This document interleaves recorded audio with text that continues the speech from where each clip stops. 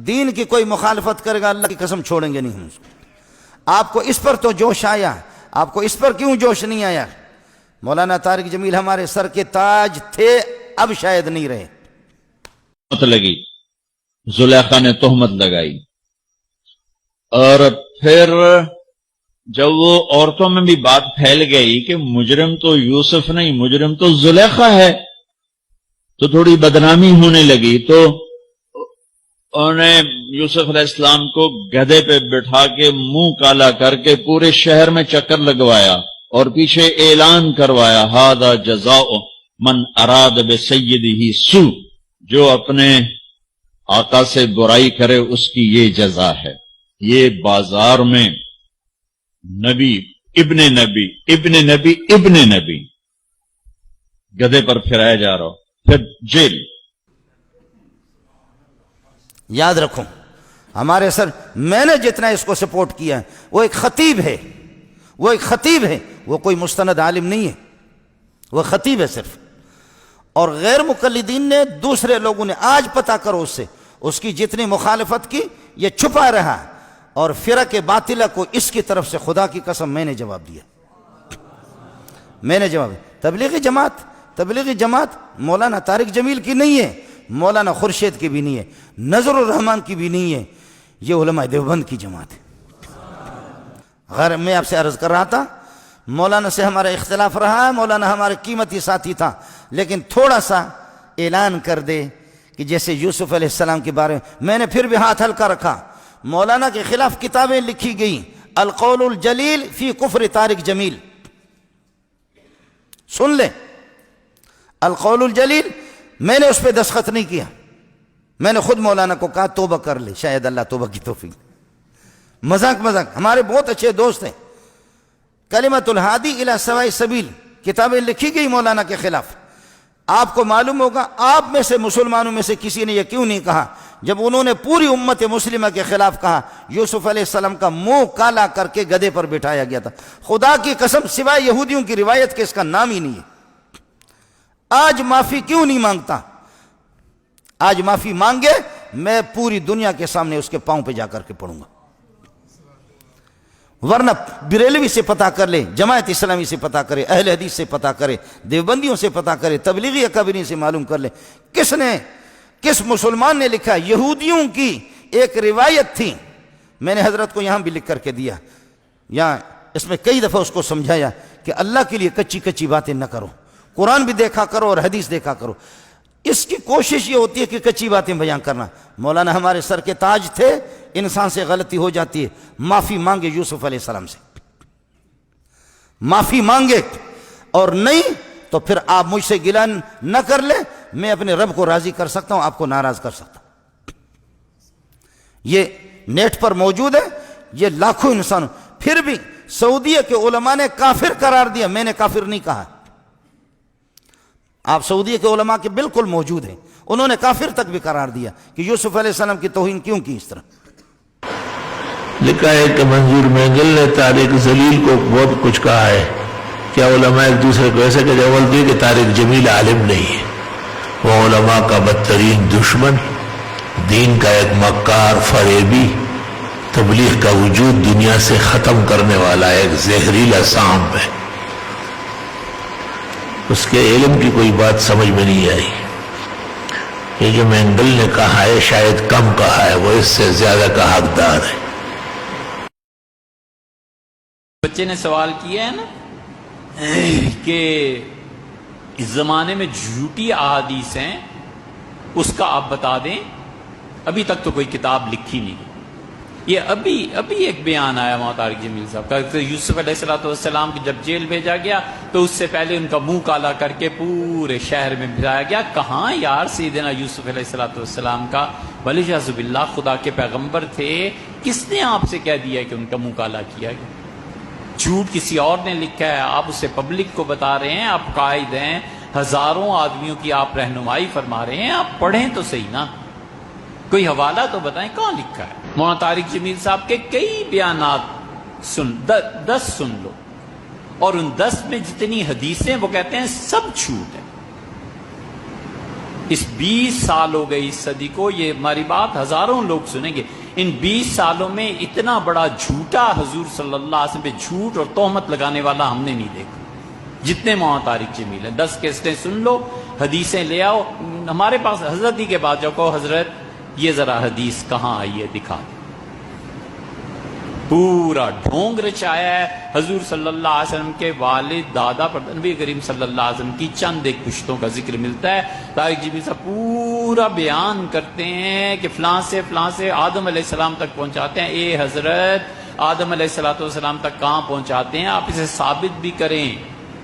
40 باپ آپ گنتے ہیں، دادا پر دادا 40 پشتیں، 40 پشتوں میں حضرت عبداللہ سمیت رسول اللہ صلی اللہ علیہ وسلم کے والد سمیت ہر ایک کی عمر اگر 1,00,000 سال بھی مان لی جائے تو دنیا 40 لاکھ سال سے زیادہ پرانی۔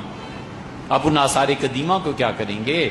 آپ سائنس کی تحقیق کو کیا کریں گے؟ جب یہ جھوٹ ہے تو کیوں آپ لوگوں کے منہ آتے ہیں؟ اگلے جو منکر اور دہری ہیں وہ کہیں گے حضرت دنیا بنے کروڑوں سال ہو گئے، کس آدم کی بات آپ کر؟ کتنے جھوٹ گنوائیں؟ حضرت رسالت پناہ صلی اللہ علیہ وسلم کا نسب یہ ہے، یہ سب جھوٹ ہے۔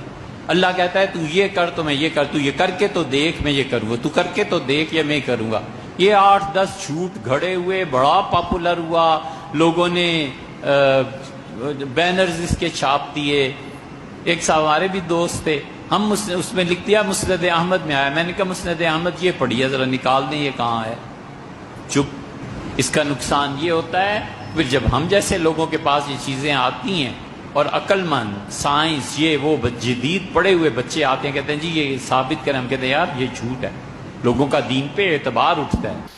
طارق جمیل کی اس زمانے میں تقریر سننا گناہ سے خالی نہیں ہے، کیونکہ اس کی تقریر جادہ حق سے ہٹی ہوئی ہے، اہل سنت والجماعت کے خلاف رفض اور بے دینوں کی باتیں کر رہا ہے، اس لیے اس سے پرہیز مناسب ہے۔ کہتے ہیں کہ ایک مولوی صاحب تقریر فرما رہے تھے، انہوں نے کہا کہ حضرت یوسف علیہ السلام کو جیل میں ڈالنے سے پہلے ان کا منہ کالا کیا گیا، گدے پہ بٹھایا گیا، شہر کے چکر لگوائے گئے، نعوذ باللہ ثم نعوذ باللہ، لا حول ولا قوت الا باللہ العلی العظیم۔ انا للہ و انا، اللہ پاک اپنے انبیاء کو اتنا ذلیل اور رسوا نہیں کرتے۔ انا لننصر رسلنا والذین آمنوا فی الحیات الدنیا ویوم یقوم الاشہاد۔ اللہ فرماتے ہیں ہم اپنے رسولوں کی مدد کرتے ہیں۔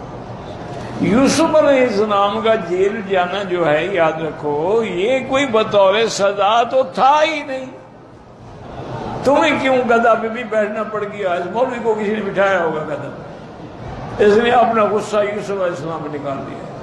یہ جو تبدیلی کرتا ہے احکام میں نا اور ایک نیا دین بنانے کی کوشش کرتا ہے جبکہ اس کا کوئی علمی مقام یا استعداد صفر کے درجے میں، خود کہتے ہیں کہ ہمارا تو تبلیغی مطالعہ ہے، سطحی علم میں اور عوام میں کہتے ہیں شیعہ کافر نہیں ہے، سطحی علم میں کہتے ہیں کہ صحابہ کرام کو کافر کہنے سے کچھ بھی نہیں ہوتا۔ یہ دیکھیں ذرا، یہ سطحی ہے۔ آج کل ایک دینی حلقوں میں بڑی عجیب سی بحث چل رہی ہے کہ وہ بھی مولانا طارق جمیل صاحب کے حوالے سے، کہ شاید انہوں نے مولانا طارق جمیل صاحب نے یہ فرمایا ہے کہ صحابہ کرام کے اوپر جو ہے وہ یعنی ان کی گستاخی کرنے سے کوئی جو ہے وہ کافر نہیں ہوتا، گو کہ طارق جمیل صاحب خود بڑے معتبر عالم دین ہیں، بڑی عزت ہے ان کی معاشرے میں اور علماء کرام کے درمیان بھی بڑی عزت سے دیکھے جاتے ہیں۔ تو آپ کا علم اور آپ کی کیا اس کے بارے میں رائے، ذرا اس میں ہماری رہنمائی فرمائیں، جزاک اللہ خیر۔ جیسے آپ فرما رہے ہیں کہ وہ فرما رہے ہیں کہ اگر صحابہ اکرام رضوان اللہ علیہ مجمعین کو کافر کہنے سے کوئی کافر نہیں ہوتا، تو یہ بات انہوں نے جو کہی ہے تو اب انہوں نے کس موج میں یہ بات کہی ہے؟ میں تو یہ کہتا ہوں کہ صحابہ اکرام کی شان تو بڑی اونچی ہے، ابو بکر تو صدیق ہے، عمر تو فاروق ہے، عثمان تو غنی ہے، علی تو مرتضیٰ ہے، ان کو اتنا اونچا مقام حاصل ہے، وہ تو بہت دور کی بات۔ ایک عام مسلمان کو بھی اگر کوئی کافر کہہ دے، اس کافر کہنے پہ وہ آدمی کافر ہو جاتا ہے۔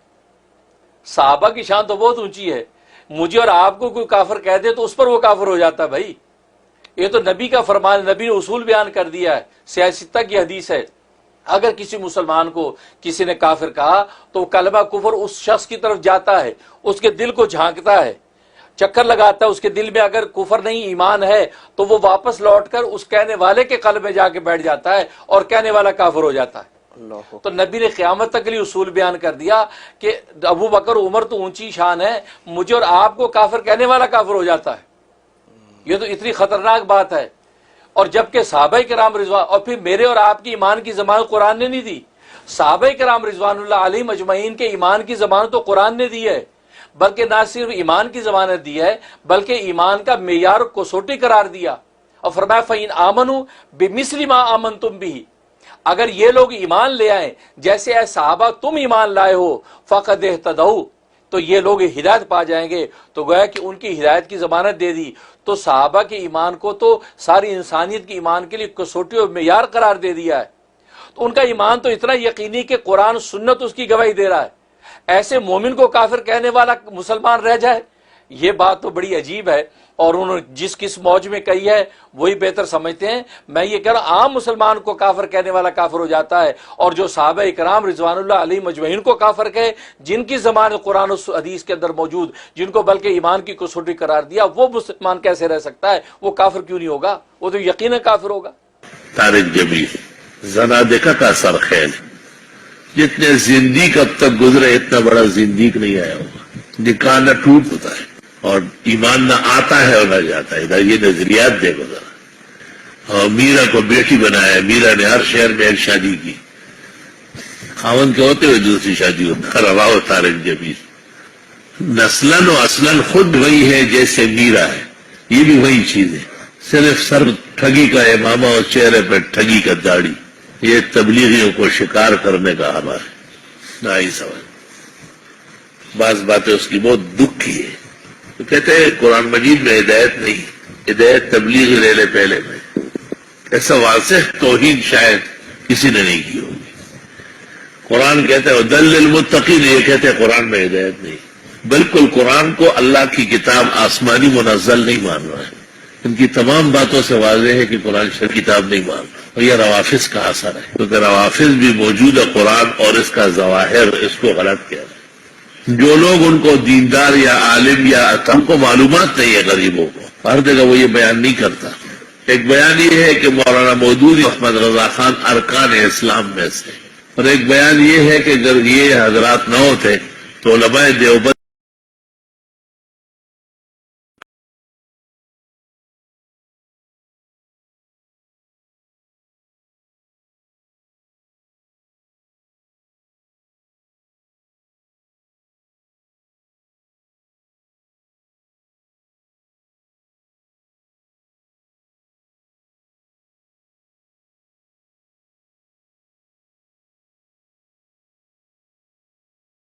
والے اصل وارث دین کے روافظ ہیں، جنہوں نے تکلیف اور مصیبتیں گزاری لیکن اہل بیت کو نہیں چھوڑا۔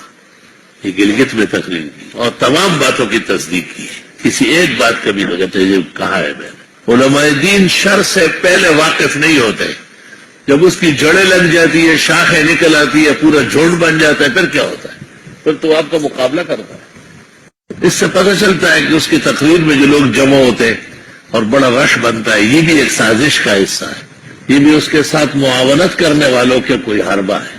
نہ وہ خوش آواز ہے، نہ خوش الحان ہے، نہ اس کے علم میں دقت ہے، نہ صحت ہے، تمام اسرائیلیات خرافات بیان کرتا ہے۔ تو یہ کمزوریوں میں تو سب میں ہو سکتی ہے، لیکن ایک سازش کے تحت قرآن و سنت کے خلاف ایک مہم چل رہی ہے۔ وہ میڈیا اور ٹیلی ویژن وہ کم ہے، یہ بہت زیادہ ہے۔ آپ دیکھیں 2-3 سال میں ایک دفعہ اس کو ممبر کو ایوانٹ میں بٹھا لیتے، کہ یہ بٹھاتے کیوں؟ وہ تو توبہ کی ہے۔ کب توبہ کی؟ توبہ ہو ہی نہیں سکتی اس کی۔ اس نے خود کہا ہے یہ تو میرا مشن ہے، جن مسائل کو علماء بیان نہیں کرتے میں بیان کرتا ہوں۔ سب سے پہلے ایک قاری صاحب ہے وہاں سرگودا میں، وہ تشریف لاتے ہیں کبھی کبھی، اس نے مجھے کیسٹ سنایا۔ تو جب میں نے یہ باتیں سنی بڑی حیرت کی میں نے، کہ وہ کہتے ہیں قرآن شریف میں یا سیرت النبی میں یا مغازی کے اندر ہدایت نہیں ہے، ہدایت کے علم سے نکل کر بنی اسرائیل میں جانا پڑے گا۔ تو میں بڑا حیران ہوا، محمد انور شاہ کو میں نے بلایا، اس کو سنایا، تو اس نے کہا کہ چونکہ وہ دین کا بہت بڑا داعی ہے نا، تو بے دین لوگ ان کو نہیں چلنے دے رہے. اور اس نے فون آن کیا، معلوم ہوتا ہے کہ محمد انور شاہ کا ان سے رابطہ تھا، تو اس نے فون اٹھایا، کہا ابو سے بات کریں. میں نے پوچھ لیا تو اس نے کہا یہی بات میں نے کہی، یہ میری تقریر ہے. میں نے انور شاہ کو کہا اب جواب دو. اسی طرح وہ مودودی اور احمد رضا کو جو ارکان اسلام کا ہے وہ بھی کہا بس ایک طریقہ ہے، کیا کرو مجبور ہو جاتا. یہ طریقہ ہے، جب آپ کہیں گے تو کہیں گے بس ختم ہو گیا، آپ نے غلط. بالکل ختم نہیں، وہ اس پر پورا ڈٹا ہوا ہے. اس کے بعد امریکہ نے ایک جگہ یہ بیان کیا، تو گلگت میں سالانہ اجتماع کے اخیر میں شیعہ ملنے آئے، تو ان کو دیکھ کے لوگوں کو کہا آپ یہ نہ سمجھے کہ یہ کون ہے، یہ اس دین کے اصل وارث آ گئے. لیکن پوری تقریر کو جو ہے نا شکار، وہ صرف شکار کے لیے، اصل جملہ اس کا یہ ہے کہ یہ اس دین کے اصل وارث لوگ یہ آ گئے.